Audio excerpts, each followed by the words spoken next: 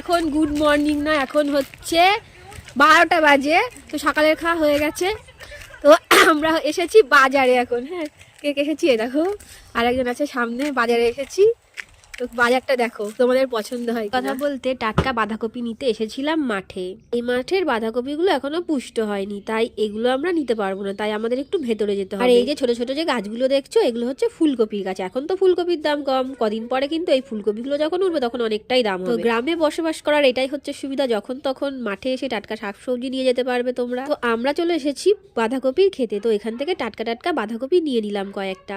তো প্রথমেই কাকুটাকে বললাম যে আমি কি একটা ভিডিও করতে পারি। তো আমি প্রথমে ভেবেছিলাম উনি হয়তো করতে দেবে না, তো উনি হাসি মুখে কিন্তু দেখো আমাদের বাঁধাকপিগুলো কেটে দিচ্ছে। টাটকা তিনটে বাঁধাকপি আমরা পেয়ে গিয়েছি। তো এবার ভাবলাম এগুলো রেখে আমরা মাঠের একটু ভেতরে যাব, ঘুরে দেখবো যে কোথাও বড় ফুলকপি পাওয়া যায় কিনা।